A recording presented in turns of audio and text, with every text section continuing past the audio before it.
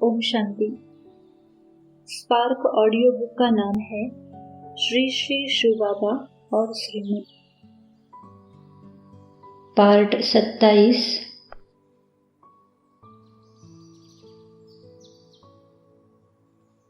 श्रीमत और ईश्वरीय लॉज एवं लॉ मेकर। श्रीमत और ईश्वरीय दरबार एवं उसके विधि विधान।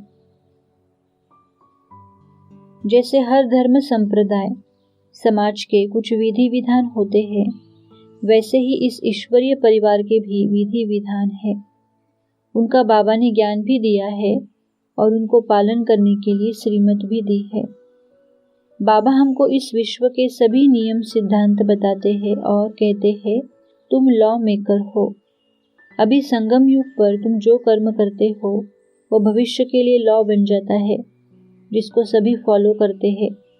बाबा ने यज्ञ के सभी नियम सिद्धांत बताए हैं, उन पर चलने की श्रीमत दी है। साकार रिवाइज मूल्य 14 जनवरी 2006। अविनाशी वैद्य तो एक बाप ही है, वे ही दवाई करेंगे। तुम बच्चे अपने हाथ में लॉ क्यों उठाते हो? किसकी ग्लानि करते हैं तो गोया अपने हाथ में लॉ उठाया। कोई न कोई खराबी तो सब में है। इस समय सब पुरुषार्थी है। बाबा सदैव अडोल रहते हैं। साकार रिवाइज मूल्य 14 जनवरी 2006। श्रीमत पर चलते रहना है। श्रीमत पर चलने से ही श्रेष्ठ बनेंगे। इसमें कोई से बिगड़ने की बात ही नहीं। कोई बात है तो बाबा को बोलो, परंतु लॉ अपने हाथ में नहीं उठाना चाहिए। बाप बच्चों को सावधान करते रहते हैं। साकार रिवाइज मूल्य 12 जनवरी 2006। कोई भी बात है तो बाप को रिपोर्ट करो। सुधारने वाला तो एक ही बाप है। तुम अपने हाथ में लॉ नहीं उठाओ। तुम बाप की याद में रहो, सबको बाप का परिचय दो। साकार रिवाइज मूल्य 22 जून 2006। इंद्र सभा में कोई परी किसी विकारी को छिपा कर ले आई तो इंद्र सभा में बांस आने लगी, तो ले आने वाली पर दंड पड़ गया, वो पत्थर बन गई। ऐसी कुछ कहानी है। बाप पारसनाथ बनाते हैं, फिर अगर अवज्ञा की तो पत्थर बन जाते हैं। बाबा कोई श्राप नहीं देते हैं, परंतु यह तो एक लॉ है। साकार रिवाइज मूल्य 23 मई 2006। कोई हंगामा करे तो बोलना चाहिए, एकांत में आकर समझो। यहाँ का कायदा है, पहले 7 रोज भट्टी में रहकर समझाना होता है। समझाने की बड़ी युक्ति चाहिए। साकार रिवाइज मूल्य 29 सितंबर 2006। कभी कभी पतित भी यहाँ छिपकर आ जाते हैं। वे अपना ही नुकसान करते हैं, अपने को आप ही ठगते हैं। बाप को ठगने की बात ही नहीं। शिव बाबा की श्रीमत पर कायदे से नहीं चलते तो क्या हाल होगा? बहुत सजाएं खानी पड़ेंगी। श्रीमत और विभिन्न शब्दों का यथार्थ रहस्य। बाबा ने विभिन्न शब्द जो दुनिया में मनुष्य बोलते तो है, परंतु उनका यथार्थ रहस्य नहीं जानते। बाबा ने उनका यथार्थ रहस्य बताया है और उन शब्दों को कैसे प्रयोग करें उसके लिए भी श्रीमत दी है। साकार रिवाइज मूल्य 28 अक्टूबर 2005। यह है ईश्वरीय विश्वविद्यालय, वर्ल्ड यूनिवर्सिटी। सारे यूनिवर्स को चेंज किया जाता है। ईश्वरीय विश्वविद्यालय एक ही होता है, जिससे सारे विश्व का कल्याण हो जाता है। साकार रिवाइज मूल्य 28 अक्टूबर 2005। अभी तुम हो पुरुषोत्तम संगम युगी। संगम युग के साथ पुरुषोत्तम शब्द जरूर लिखना चाहिए। तुम जानते हो, अभी हम पुरुषोत्तम बन रहे हैं। साकार रिवाइज मूल्य 28 अक्टूबर 2005। प्रजापिता ब्रह्मा है, प्रजा का पिता। शिव बाबा को तो आत्माओं का पिता कहेंगे। वह है अविनाशी पिता। ये गुह्य बातें अच्छी रीति धारण करनी है।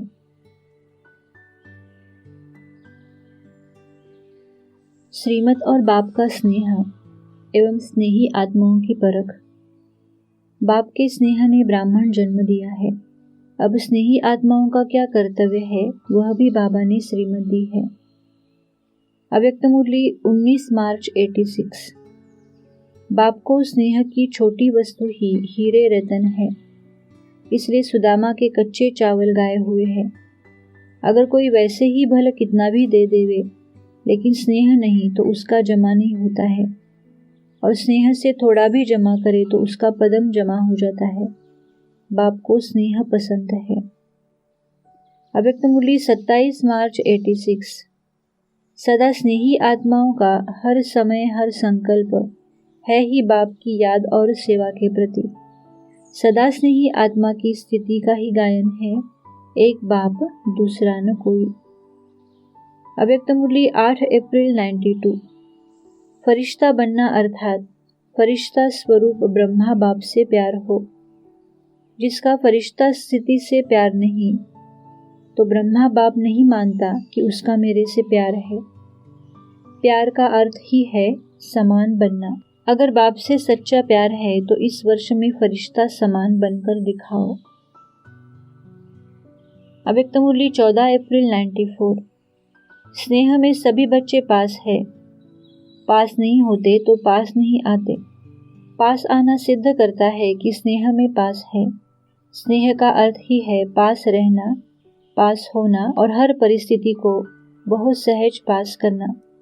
पास रहने में तो आनंद ही आनंद है, और पास करना इसमें नंबरवार है या सब नंबर 1 है। श्रीमत और क्षमा का विधि विधान।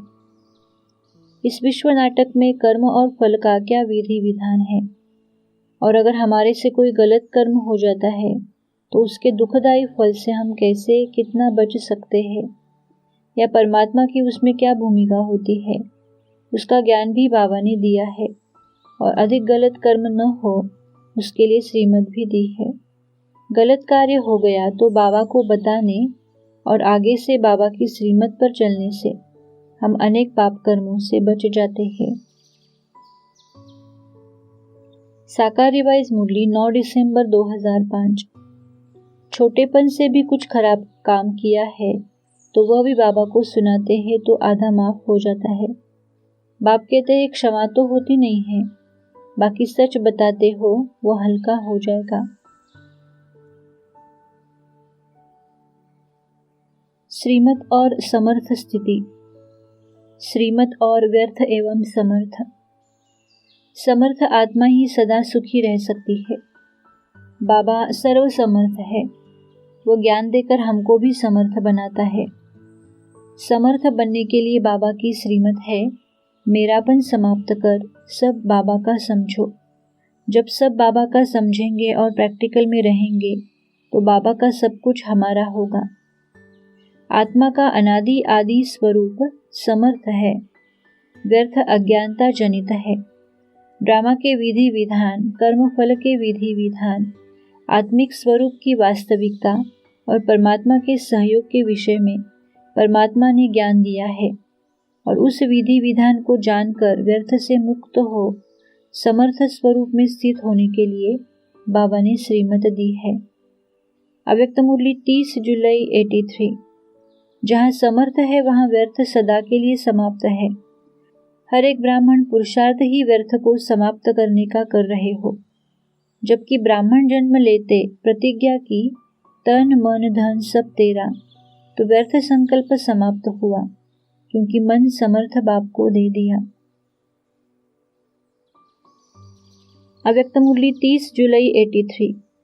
ड्रामा के हर दृश्य को ड्रामा चक्र के संगम युगी टॉप पॉइंट पर स्थित हो कुछ भी देखेंगे तो स्वतः ही अचल अड़ोल रहेंगे। टॉप पॉइंट से नीचे आते हैं तभी हलचल होती है। सभी ब्राह्मण आत्माएं सदा कहाँ रहते हो? चक्र में संगम युग ऊंचा युग है। जीवन में सदा सफलता प्राप्त करने के लिए जीवन से व्यर्थ को समाप्त करना और समर्थ को धारण करना अति आवश्यक है। व्यर्थ को कैसे छोड़े और समर्थ को कैसे धारण करें, उसके लिए बाबा ने श्रीमत दी है। अव्यक्त मुरली 31 दिसंबर 91। बाप की विशेष श्रीमत है कि व्यर्थ को देखते हुए भी नहीं देखो, व्यर्थ बातें सुनते हुए भी नहीं सुनो। वो यहाँ वहाँ कभी देखेगा नहीं, वो सदा मंजिल की ओर देखेगा। फॉलो किसको करना है? ब्रह्मा बाप को, क्योंकि ब्रह्मा बाप साकार कर्मयोगी का सिंबल है। अव्यक्त मुरली 26 अक्टूबर 91। यदि व्यर्थ को समर्थ में परिवर्तन करने की शक्ति नहीं होगी तो अंत में व्यर्थ का संस्कार धोखा दे देगा। अपनी शुभ भावना व्यर्थ वाले को भी चेंज कर देती है। व्यर्थ को समर्थ में परिवर्तन करने का आधार है शुभ भावना और शुभ कामना। जो हंस सदा ज्ञान सरोवर में रहते हैं, उनकी स्थिति समर्थ होगी या व्यर्थ होगी। अव्यक्त मुरली 3 अप्रैल 91। सिर्फ एक ही मेरा बाबा, ये अनुभव होता रहे, यही फुल नॉलेज है। एक बाबा शब्द में सारा आदि मध्य अंत का ज्ञान समाया हुआ है।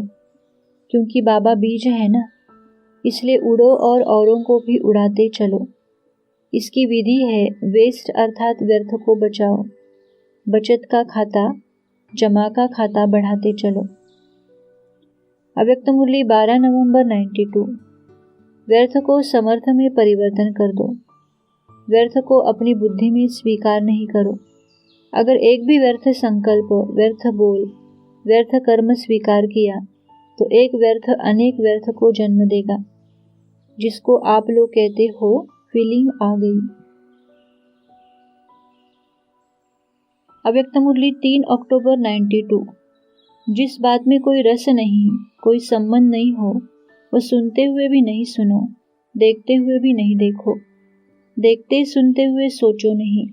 सुनो तो बाप की बातें, देखो तो बाप के श्रेष्ठ कर्म और बाप को फॉलो करने वालों के श्रेष्ठ कर्म। यही विधि है डबल लाइट रहने की। अव्यक्त मुरली 3 अक्टूबर 92। अगर योग कमजोर होता है तो भी उसका कारण मेरा है, और योग शक्तिशाली होता है तो भी उसका कारण मेरा ही है। मेरा बाबा है तो योग शक्तिशाली होता है। मेरा संबंध, मेरा पदार्थ, ये अनेक मेरा याद आना अर्थात योग कमजोर होना। अव्यक्त मुरली 24 सितंबर 92। मैं बाबा का और बाबा मेरा। ये स्मृति सहज भी है और समर्थ बनाने वाली है। असमर्थ होना अर्थात मेरा बाबा के बजाय और कोई मेरापन आ जाना। अगर संकल्प में भी एक बाप के सिवाय और कोई व्यक्ति या प्रकृति के साधन को सहारा स्वीकार किया तो सेकंड में मन बुद्धि का बाप से किनारा हो जाता है। अव्यक्त मुरली 16 मार्च 92। होली मनाना अर्थात जो भूलना है वह सेकंड में भूल जाए, और जो याद करना है वह सेकंड में याद आए। आप भी बिंदी, बाप भी बिंदी, और व्यर्थ को भी बिंदी अर्थात फुल स्टॉप। अव्यक्त मुरली 18 जनवरी 92। माया के खेल खिलाड़ी बनकर देखते चलो। बाप का श्रीमत रूपी हाथ और दिव्य बुद्धि योग रूपी साथ सदा अनुभव कर समर्थ बन सदा पास विद ऑनर बनते चलो। अव्यक्त मुरली 9 दिसंबर 93। जो भाव वृत्ति में होगा वही कर्म स्वतः ही होगा। तो एक सेकंड भी वृत्ति व्यर्थ नहीं बना सकते, एक सेकंड भी व्यर्थ संकल्प नहीं कर सकते, क्योंकि आपके पीछे विश्व की जिम्मेवारी है। स्व की भावना और स्व की वृत्ति कौन सी है? विश्व कल्याणकारी। अव्यक्त मुरली 25 नवंबर 93। जहाँ समर्थ है वहाँ व्यर्थ हो नहीं सकता। जैसे प्रकाश और अंधियारा साथ साथ नहीं होता, तो ज्ञान प्रकाश है और व्यर्थ अंधकार है। सबसे मुख्य बात संकल्प रूपी बीज को समर्थ बनाना है। संकल्प रूपी बीज समर्थ है तो वाणी कर्म संबंध सहज ही समर्थ हो जाता है। अव्यक्त मुरली 25 फरवरी 2006। बाप से प्यार है तो क्या प्यार के पीछे इस एक क्रोध विकार को कुर्बान नहीं कर सकते? कुर्बान की निशानी है फरमान को मानने वाला। ये व्यर्थ संकल्प अंतिम घड़ी में बहुत धोखा दे सकता है। क्योंकि उस समय चारों ओर दुख का वायुमंडल, प्रकृति का वायुमंडल और आत्माओं का वायुमंडल आकर्षण करने वाला होगा। अगर वेस्ट थॉट्स की आदत होगी तो उसमें उलझ जाएंगे। अव्यक्त मुरली 3 फरवरी 2006। बाप चाहते हैं कि हर एक बच्चा बाप समान बन जाए, हर एक के चेहरे पर बाप प्रत्यक्ष दिखाई दे। बाप के दिल पसंद स्थिति है ही संपूर्ण पवित्रता। संकल्प और स्वप्न में भी रिंचक मात्र अपवित्रता का नाम निशान न हो। संपूर्ण पवित्रता के हिसाब से व्यर्थ संकल्प अपवित्रता है। तो चेक करो, व्यर्थ संकल्प चलते हैं। अव्यक्त मुरली 12 नवंबर 92। व्यर्थ को समर्थ में परिवर्तन कर दो। व्यर्थ को अपनी बुद्धि में स्वीकार नहीं करो। अगर एक भी व्यर्थ संकल्प, व्यर्थ बोल, व्यर्थ कर्म स्वीकार किया तो एक व्यर्थ अनेक व्यर्थ को जन्म देगा, जिसको आप लोग कहते हो फीलिंग आ गई। अव्यक्त मुरली 16 मार्च 92। होली मनाना अर्थात जो भूलना है वह सेकंड में भूल जाए और जो याद करना है वह सेकंड में याद आए। आप भी बिंदी, बाप भी बिंदी और व्यर्थ को भी बिंदी अर्थात फुल स्टॉप। अव्यक्त मुरली 3 अप्रैल 91। व्यर्थ नहीं गवाया वह अलग बात है, लेकिन ये चेक करो कि सफल कितना किया। ज्ञान, गुण, शक्तियाँ, श्वास, समय, संकल्प बाप की देन है। प्रभु प्रसाद को अपना मानना यह अभिमान और अपमान करना है। अपने ईश्वरीय संस्कारों को भी सफल करो तो व्यर्थ संस्कार स्वतः ही चले जाएंगे। अव्यक्त मुरली 24 फरवरी 88। जैसा समय उस प्रमाण वरदान स्मृति में आए तो स्मृति में आने से समर्थ बन जाएंगे और सिद्धि स्वरूप बन जाएंगे। जितना समय प्रमाण वरदान को कार्य में लगाएंगे उतना वरदान वृद्धि को प्राप्त करता रहेगा। अव्यक्त मुरली 21 दिसंबर 89। बाप दादा श्रेष्ठ मत देते हैं कि शुद्ध फीलिंग में रहो। मैं सर्वश्रेष्ठ अर्थात कोटों में कोई आत्मा हूँ, मैं देवा आत्मा हूँ, विशेष पार्टधारी आत्मा हूँ। इस फीलिंग में रहने वाले को व्यर्थ फीलिंग का फ्लो नहीं होगा, मेहनत से बच जाएंगे। अव्यक्त मुरली 17 दिसंबर 89। जहाँ समर्थ स्थिति है वहाँ व्यर्थ हो नहीं सकता। संकल्प भी व्यर्थ उत्पन्न नहीं हो सकता। व्यर्थ देखना, व्यर्थ बोलना, व्यर्थ सुनना, व्यर्थ सोचना, व्यर्थ समय गंवाना, इसमें फुल पास नहीं है, इसलिए अपसेट हो जाते हैं। अव्यक्त मुरली 17 दिसंबर 89। अपनी मनसा समर्थ स्थिति का प्रोग्राम सेट करेंगे तो स्वतः ही कभी भी अपसेट नहीं होंगे। आप विश्व के नवनिर्माण के आधार मूर्त हो, बेहद के ड्रामा में हीरो एक्टर हो और हीरे तुल्य जीवन वाले हो। ये शुद्ध नशा समर्थ बनाता है और देहाभिमान का नशा नीचे ले आता है।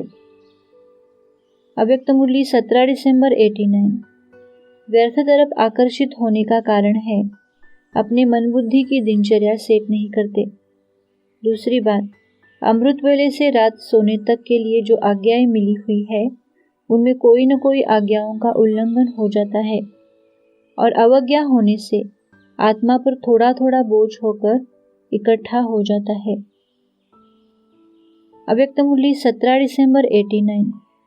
आप विश्व के नवनिर्माण के आधार मूर्त हो, बेहद के ड्रामा में हीरो एक्टर हो और हीरे तुल्य जीवन वाले हो। यह शुद्ध नशा समर्थ बनाता है। सदा समर्थ रहने का दूसरा आधार है सदा और स्वतः आज्ञाकारी बनना। अव्यक्त मुरली 16 मार्च 95। बिंदी रूप याद नहीं आता है तो उस समय प्राप्ति को याद करो, संबंध याद करो, साकार मिलन को याद करो, तो युद्ध में समय नहीं गवाओ। किसी भी विधि से व्यर्थ को समाप्त करो और समर्थ को इमर्ज करो। विकर्म विनाश नहीं होता है तो सुकर्म बनाओ। सुकर्म करो, व्यर्थ आपे ही खत्म हो जाएगा।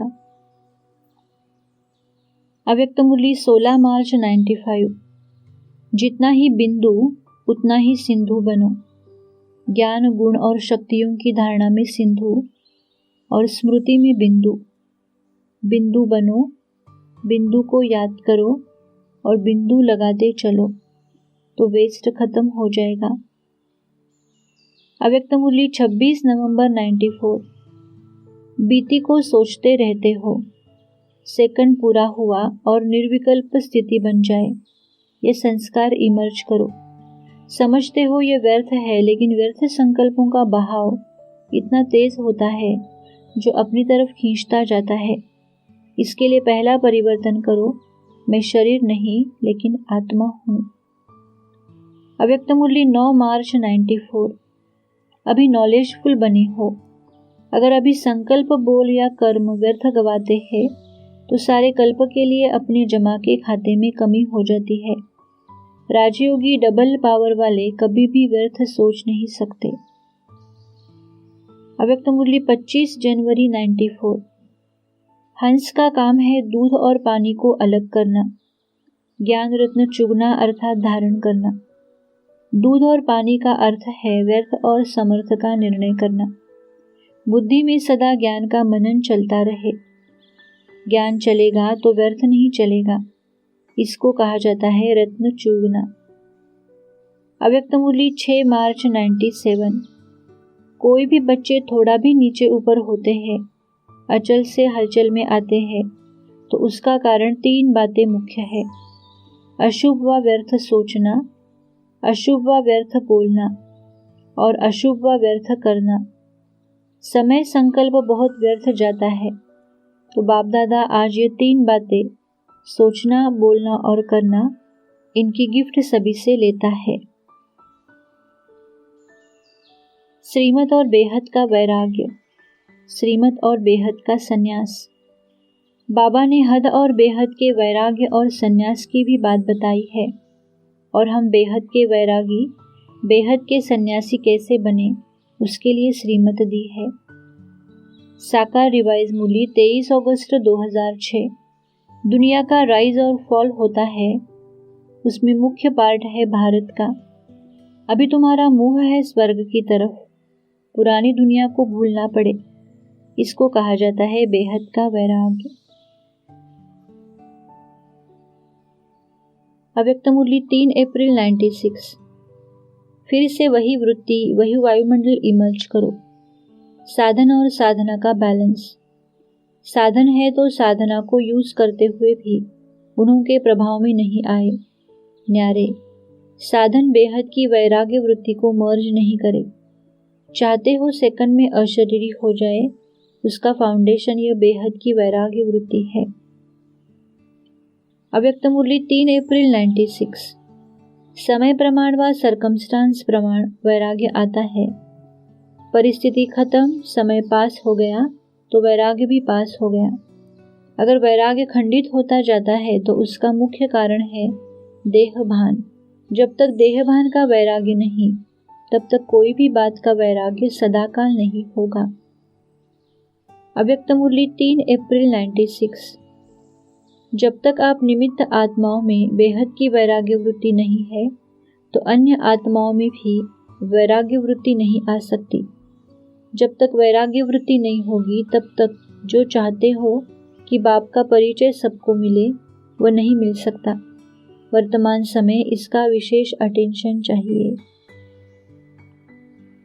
अव्यक्त मुरली 26 जनवरी 95। वफादार। अगर व्यक्ति की, पदार्थ की, साधनों की संकल्प मात्र भी आकर्षण है तो साधना खंडित हो जाती है। संकल्प मात्र भी झुकाव नहीं।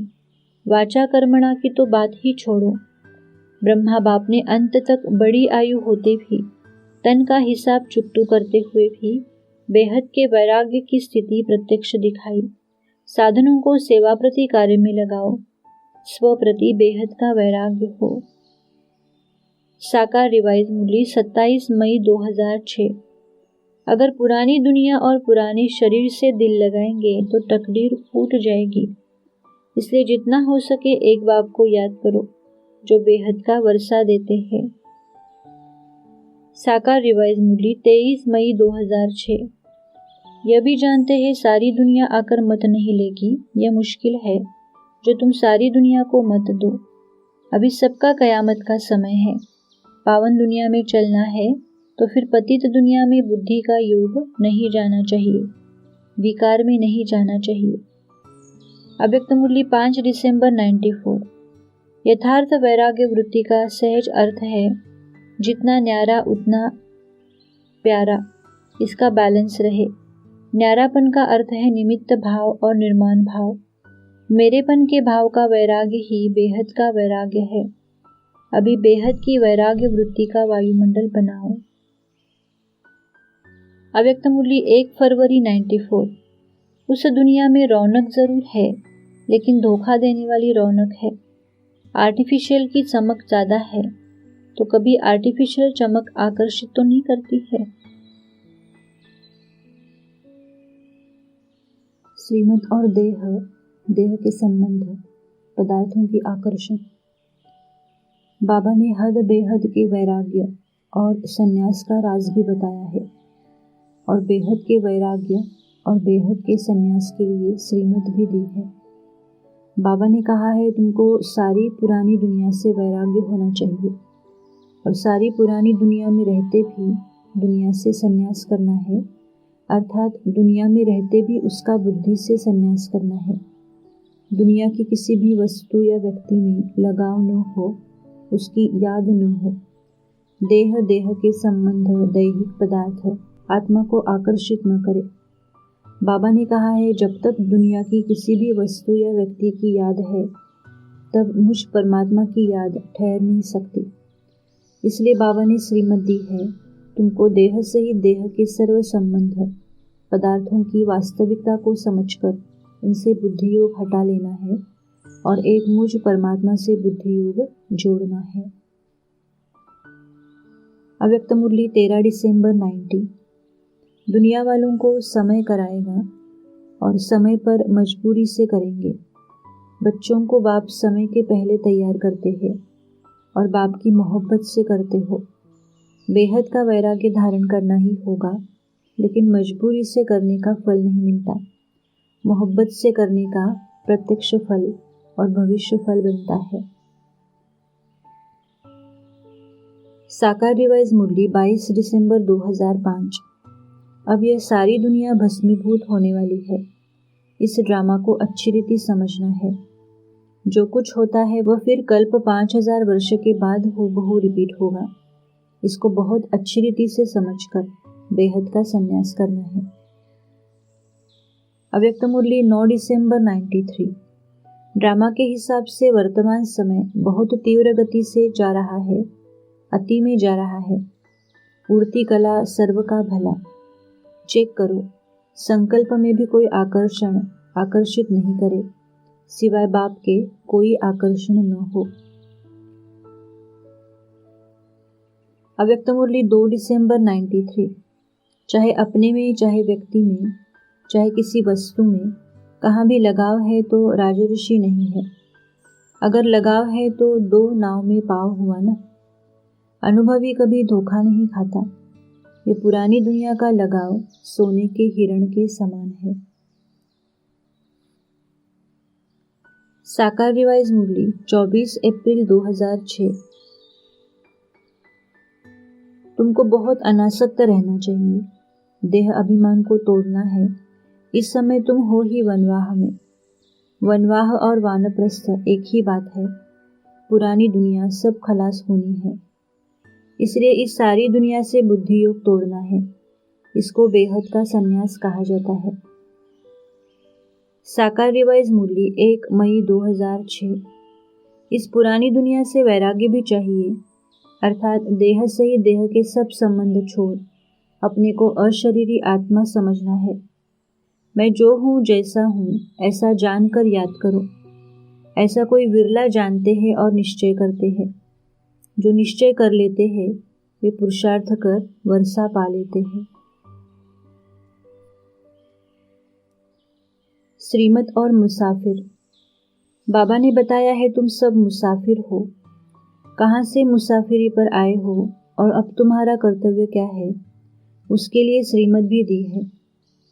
बाबा ने कहा है मुसाफिर को अपना गंतव्य भी बुद्धि में रहता है, वो बीच में कहाँ ठहरता भी तो भी वहाँ की वस्तु और व्यक्ति से लगाव नहीं रखता। इसलिए तुमको इस दुनिया की किसी भी वस्तु या व्यक्ति से लगाव नहीं होना चाहिए। अपना गंतव्य परमधाम और स्वर्ग ही बुद्धि में रहना चाहिए और मुसाफिरी पर ले जाने वाले बाप ही याद रहना चाहिए। श्रीमत और न्यारा एवं प्यारा। बाबा ने कहा है न्यारा और प्यारा बनो। न्यारा और प्यारा का आपस में घनिष्ठ संबंध है। जो जितना न्यारा बनेगा वह उतना ही बाप, ब्राह्मण परिवार और विश्व परिवार का प्यारा बनेगा। शुभ बाबा सबसे न्यारा है, इसलिए वह सर्व आत्माओं का प्यारा है। अव्यक्त मुरली 21 नवंबर 92। अगर बाप का और ब्राह्मण परिवार का सच्चा प्यार प्राप्त करना है तो न्यारे बनो, सभी हद की बातों से, अपनी देह से भी न्यारा। जो अपनी देह से न्यारा बन सकता है वह सबसे न्यारा बन सकता है। परमात्मा प्यार अखुट है, लेकिन प्राप्त करने की विधि है न्यारा बनना। विधि से सिद्धि मिलती है। अव्यक्त मुरली 10 दिसंबर 92। सदा अपने को जैसे बाप न्यारा और प्यारा है, ऐसे अपने को न्यारे और प्यारे अनुभव करते हो। पहले अपनी देह की स्मृति से न्यारा। जितना देह की स्मृति से न्यारे होंगे उतने बाप के प्यारे होंगे और सर्व आत्माओं के भी प्यारे होंगे। अव्यक्त मुरली 21 नवंबर 92।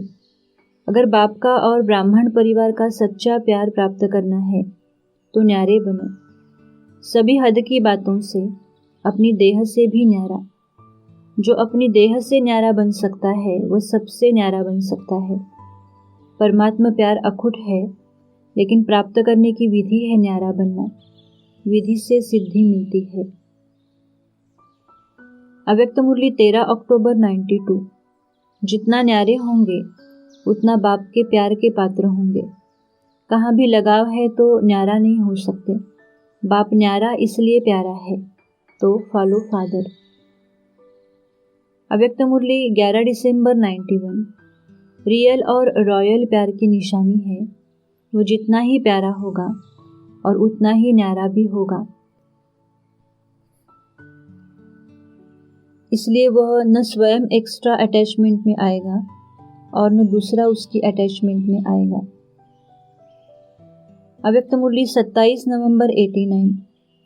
न्यारा बनना ही बाप का प्यारा बनना है। बाप सारे विश्व को प्यारा क्यों लगता है? क्योंकि सबसे न्यारा है। न्यारे और प्यारे। आपका यह न्यारा जीवन सारे विश्व को प्रिय लगता है। स्वप्न में भी पुराना जीवन याद नहीं आए, जब मर गए तो याद कहाँ से आएगा। श्रीमत और अनुशासन। किसी भी संगठन की सफलता और व्यक्तिगत जीवन की सफलता के लिए अनुशासन अति आवश्यक है।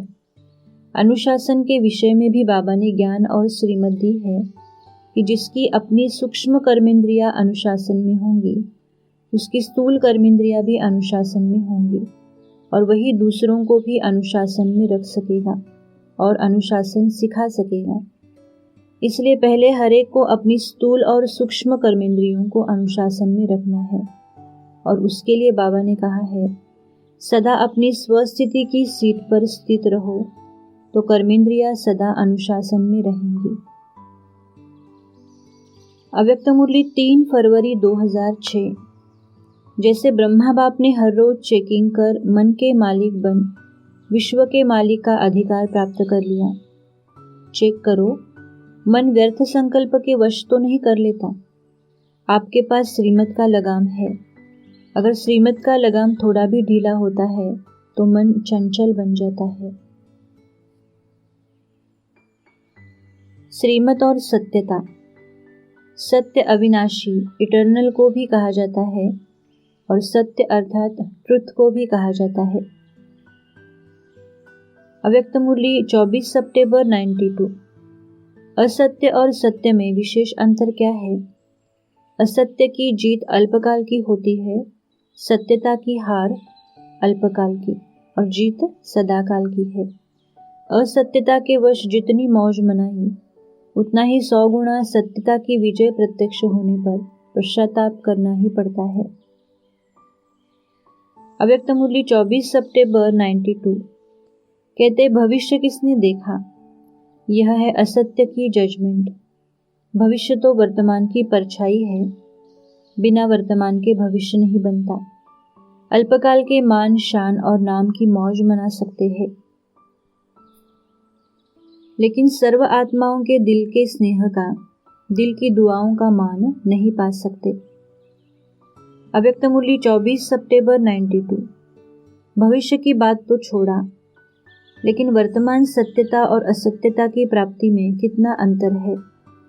बाप कहते हैं, मैं जो हूँ जैसा हूँ वैसा नंबरवार ही जानते हैं।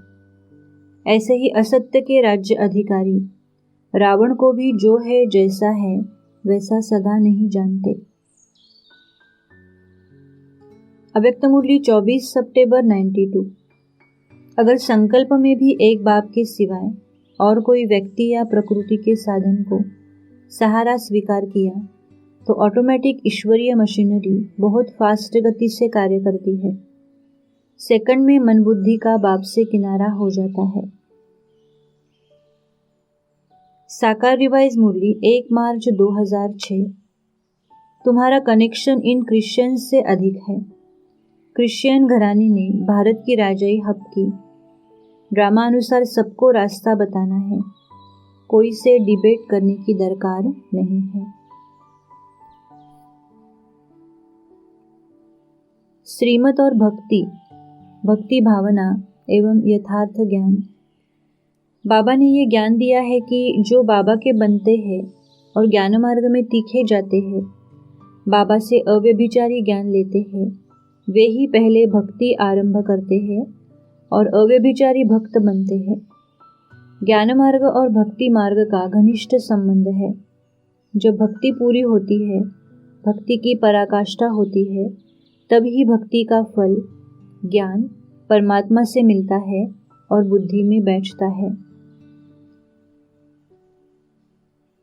साकार रिवाइज मुरली 14 मार्च 2006 जब ज्ञान बुद्धि में बैठ जाता है तो भक्ति आपे ही छूट जाती है। इसलिए बाबा कहते, कब भी किसको भक्ति को छोड़ने के लिए नहीं कहना है। कहीं ऐसा न हो कि वह भक्ति से भी चला जाए और ज्ञान भी पूरा न उठा पाए। जब ज्ञान की पराकाष्ठा होगी तो आपे ही भक्ति को छोड़ देगा।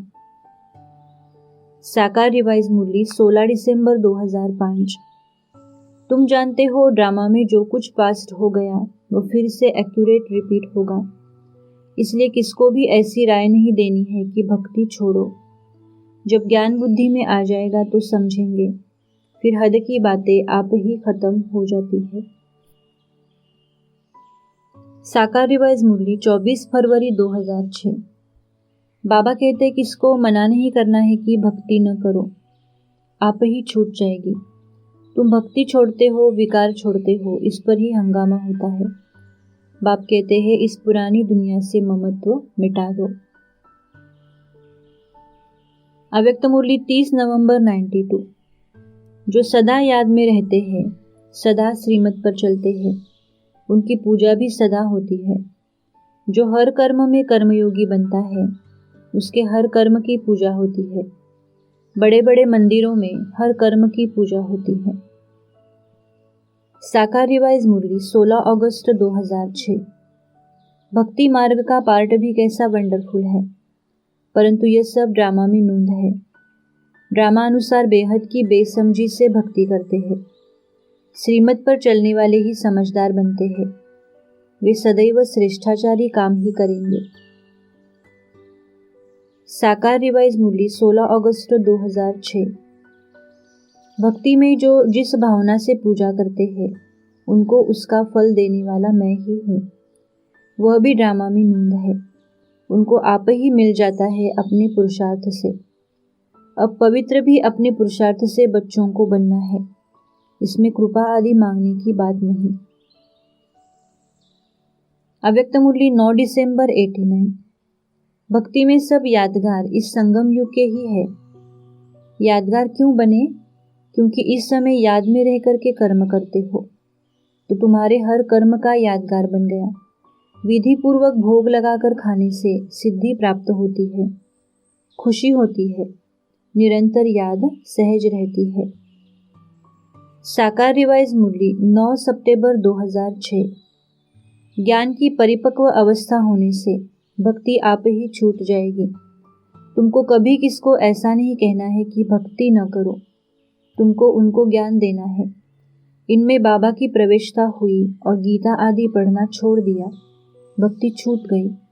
तुमको भी कोई ने कहा नहीं कि भक्ति नहीं करो। बाप आए हैं भक्तों को भक्ति का फल देने। साकार रिवाइज मुरली 4 अक्टूबर 2006। तुम एक शिव बाबा से ही सुनते हो जिसकी पहले तुमने भक्ति की है। तुमको किसको मना नहीं करना है कि भक्ति नहीं करो, आप ही छूट जाएगी। श्रीमत और दिल एवं दिमाग। बाबा ने कहा है दिल से बाप को याद करने वाले दिलाराम बाप को राजी करते हैं, और दिमाग से याद करने वाले। परंतु दिल और दिमाग में क्या अंतर है, उनका देह में कहाँ स्थान है, यह एक रहस्यमय पहेली है।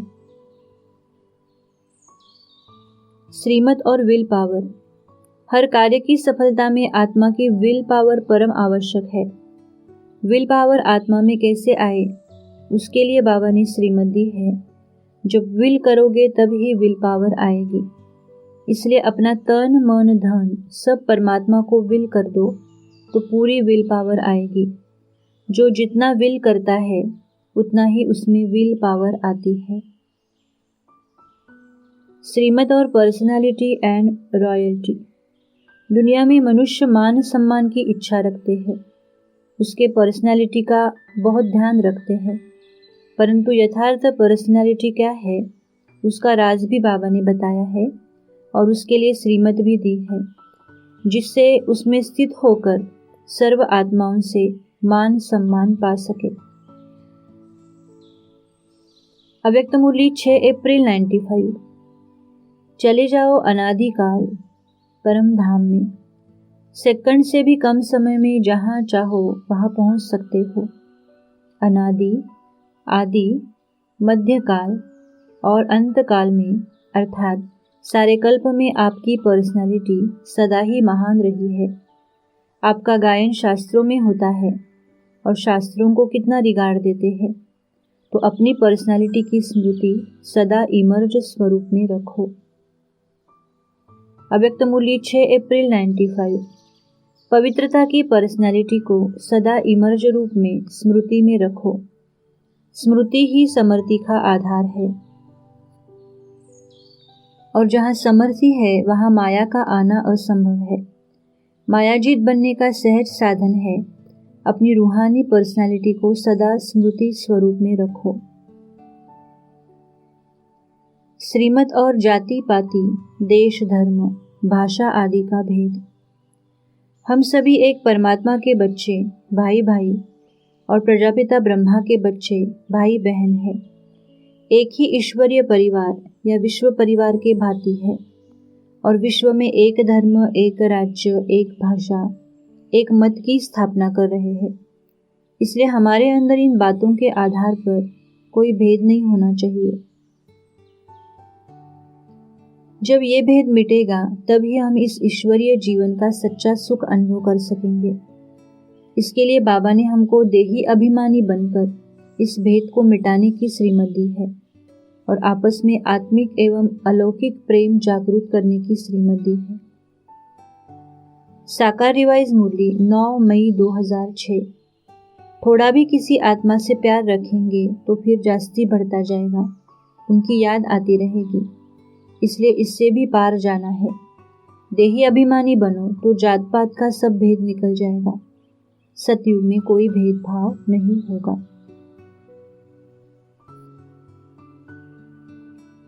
श्रीमत और विविध विषय।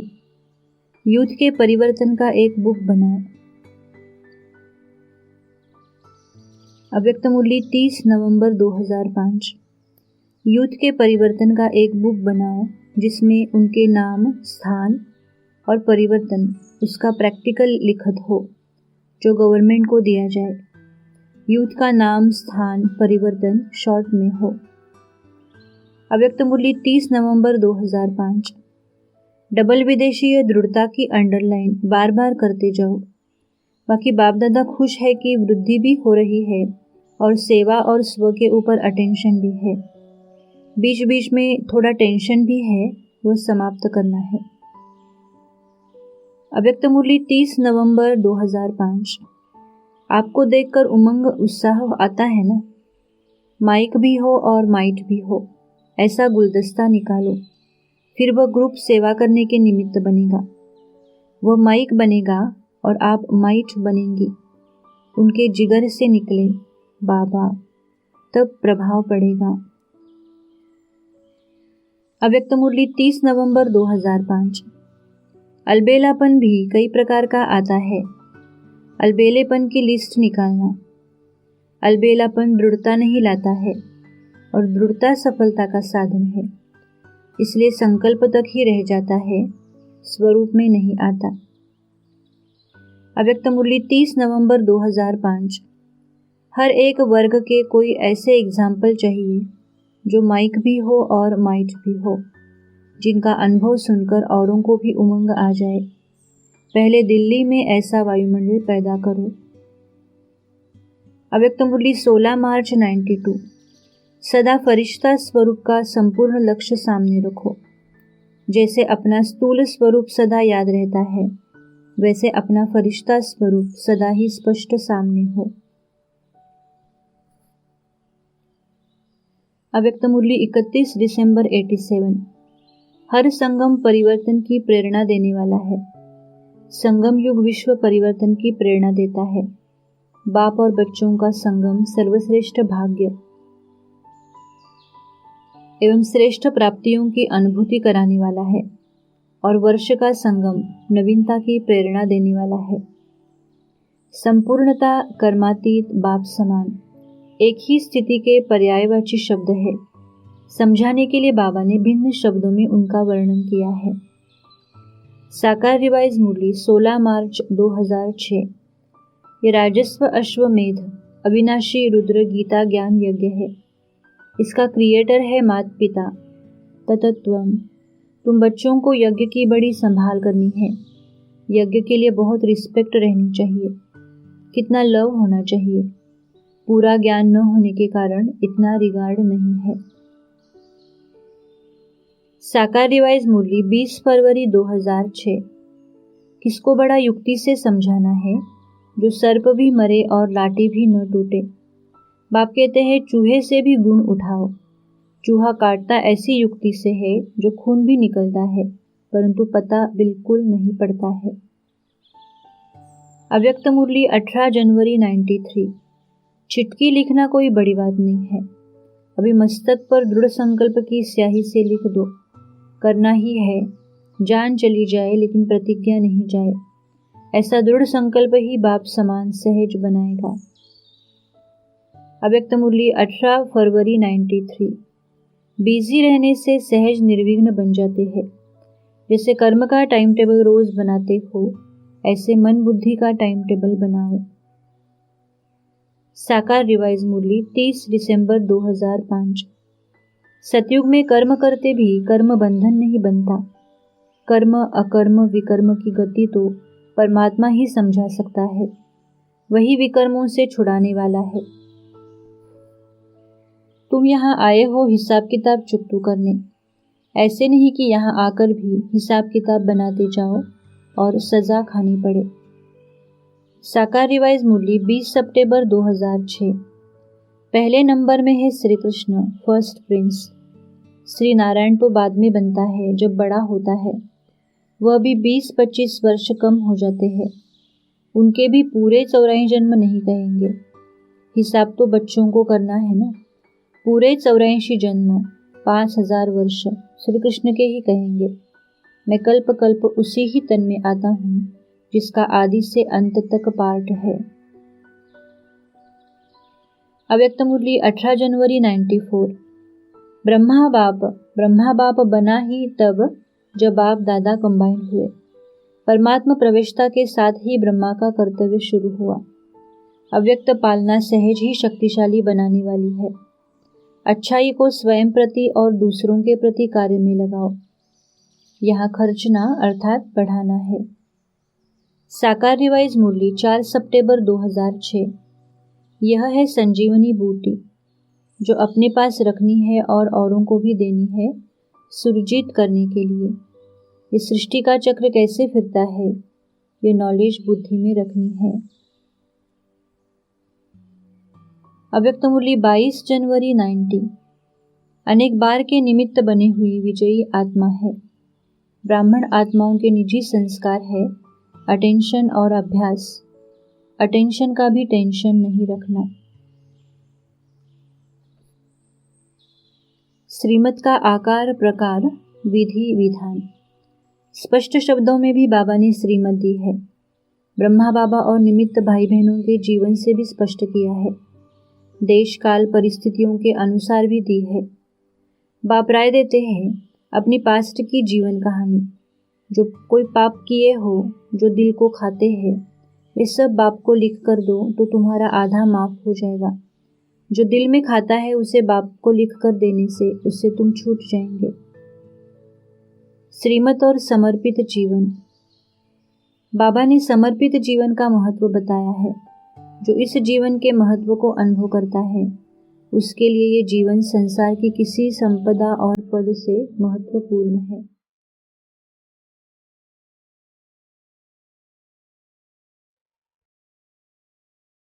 श्रीमत से संबंधित अन्य विशेष महावाक्य। श्रीमत और निश्चय।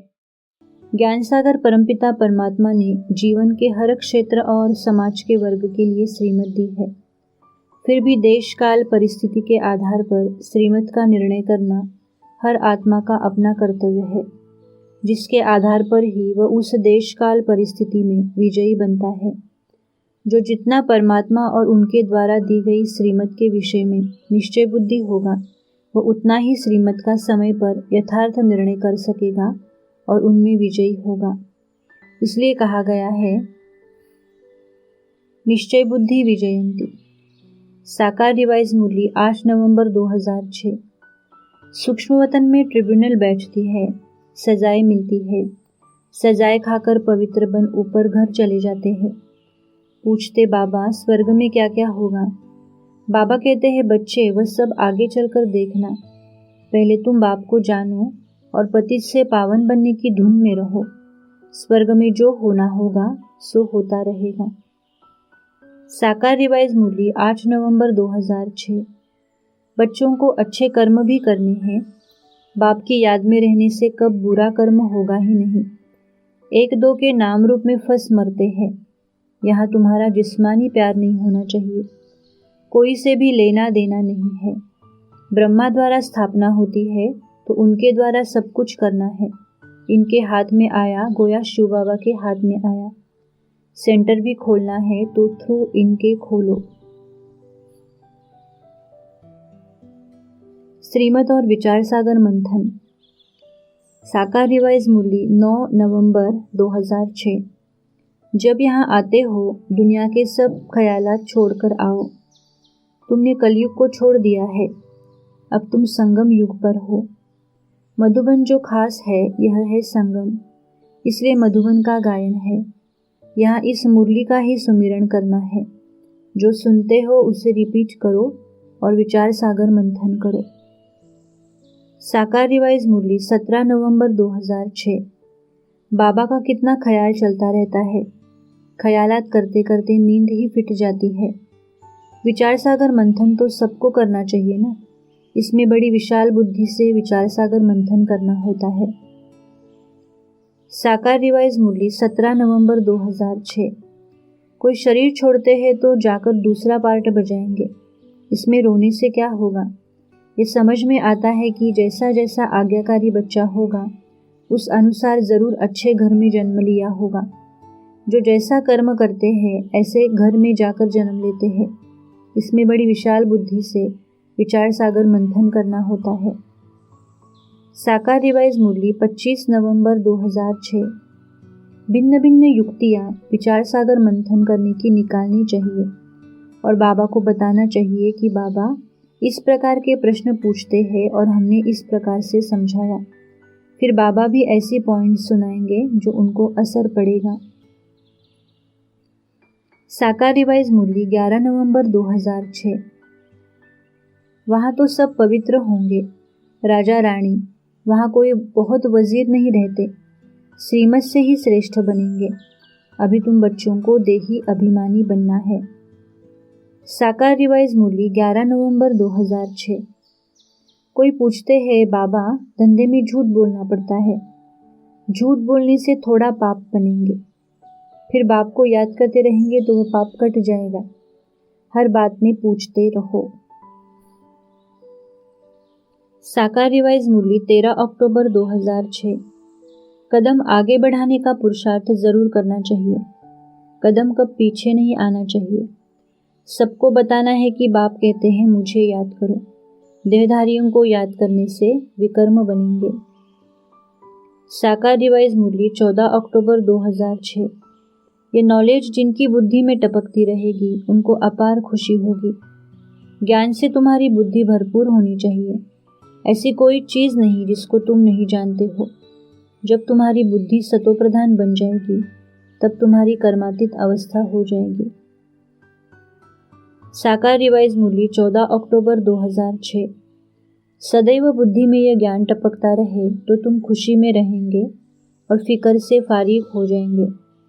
नॉलेज है सोर्स ऑफ इनकम। ये नॉलेज भी है और धंधा भी है। जो जितना पढ़ता है उसकी उतनी इनकम होती है। साकार रिवाइज मुरली 16 अक्टूबर 2006। ड्रामानुसार बाप को आना ही संगम युग पर है। ये कोई नहीं लिखते कि बरोबर परमात्मा ब्रह्मातन द्वारा भारत को फिर से श्रेष्ठाचारी सतयुगी दुनिया बना रहे हैं। यथार्थ रीति कोई समझते नहीं है। बाप कहते हैं माम एकम याद करो तो तुम्हारे विकर्म विनाश हो जाए और कोई नया विकर्म नहीं करो। साकार रिवाइज मुरली 16 अक्टूबर 2006। बाप आया है पतितों को पावन बनाने। बाबा कहते हैं तुम्हारा भी यही धंधा है। रात दिन यही चिंतन करो कि हम पतितों को पावन बनने का रास्ता कैसे बताएं। साकार रिवाइज मुरली 16 अक्टूबर 2006। श्रीमत पर चलेंगे, बहुतों को रास्ता बताएंगे, उतना ऊंच पद पाएंगे। अपने लिए ही सर्विस करनी है। जो करेगा सो पाएगा। तो पुरुषार्थ करना चाहिए। शरीर निर्वाह तो चाहे 1000 से करे चाहे 10 रुपए से करे।